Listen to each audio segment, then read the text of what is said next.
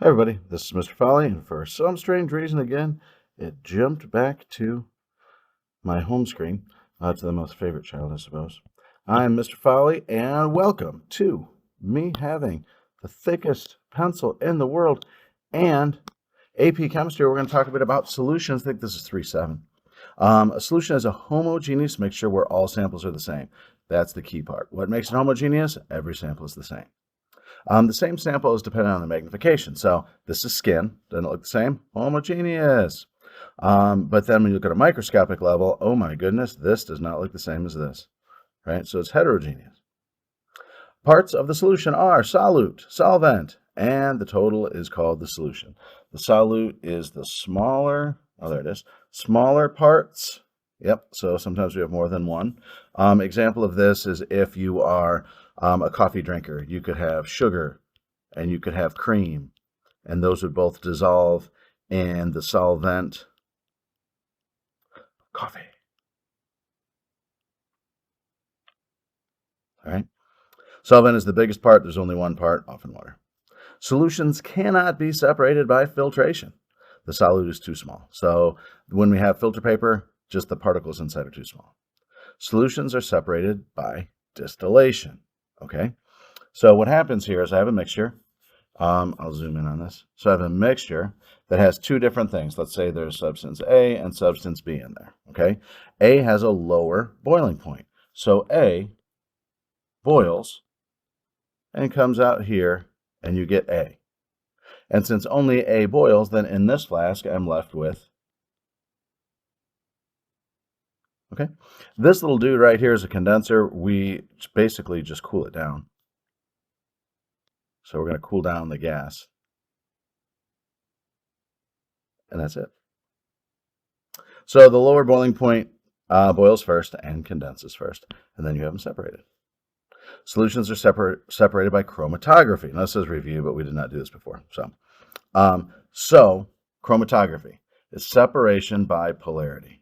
Okay. So what happens is you most typically have, you can have a different type of paper. So on my paper, let's see if I've got this on here. Coming up. Oh, big empty space. Nope. So what you have is you have a so this is going to be a separation by polarity on this guy right here. So we're going to look at polarity of solvent. So when you're looking at the polarity of the solvent, let's not do that. If polar solvent, then polar solute travels farther.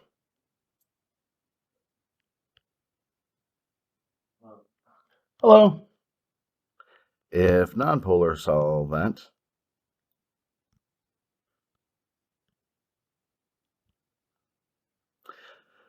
so if nonpolar solvent, nonpolar travels farther.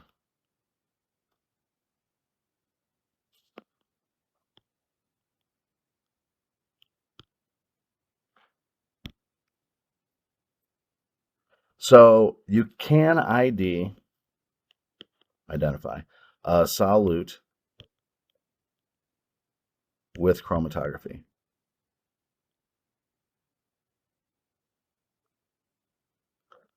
So what you do is you've got this little piece of paper, little water, put a dot here, and it travels a certain height.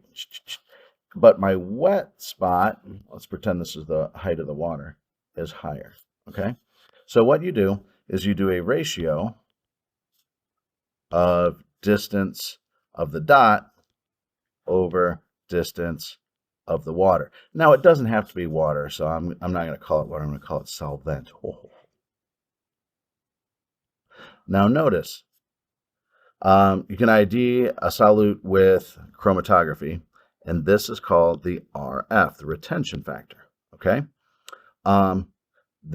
you cannot ID by distance traveled. There's too many other variables that affect it. Okay, So if I had this and this had an RF value of 0.37, and then I did another one, but I ran it for a different amount of time, blah, blah, blah, blah, blah. It's clearly shorter, but my RF is still 0.37. Okay, that would be the same. Now, errors. Okay, so the errors that happen is don't let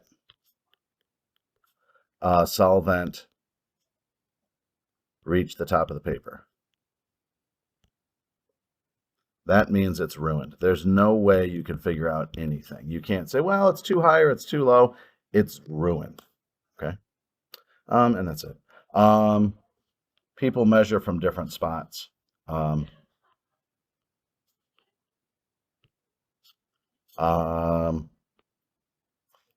Measure from the leading edge. So, and this is under debate, but imagine if I've got my piece of paper, what you'll get is you get like a blob. Ooh. So it's like, oh, where do I measure it from? The top, the middle, but always be consistent. So that's under some debate on where it goes. All right. Light passes through a solution. So see this right here? This is a little laser beam. Helps if I have a little yellow light here. This little laser beam that goes through here. Now, I can't see it in the air because air is a solution. I can't see it in this water. I can't see it in this water because water has very small particles, but I can see it in a suspension. Okay. Back to measuring concentration. We've done this before. Molarity equals moles of solute over liters of solution. I much prefer, and it's just rearrangement of it, moles equals MV, because we're usually most focused on moles. Now, the worst part about this is we almost never give you moles, and we almost never give you liters. So we need to convert grams to moles. Moles over, so times moles over, go to the periodic table. Usually convert milliliters to liters by moving the decimal 3 places to the left. So 2 grams of Na2S dissolving in 350 milliliters solution. We'll do 2.00 grams of Na2S times 1 mole of Na2S over calculator time. Sodium is 22.99 times 2 plus 32.07, 78.05.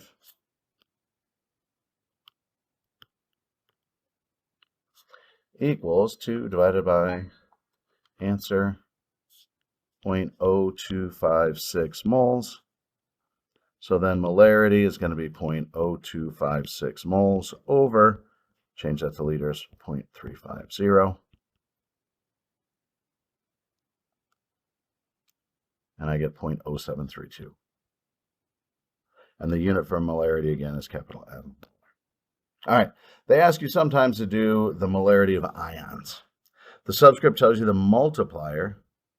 So do you see how I have 2 Na2? So if this is the molarity of Na2S, then Na positive is 2 times 0.0732, which is 1.46. And S is 1 times. Notice how there's only one S, 0.0732. I sure hope you didn't show the work of multiplying something times 1. It's like kissing your sister, doesn't really do anything. 0.0732 molar. I'll label it S2 minus. I'll label it Na positive. And that'll get us through. Toodles.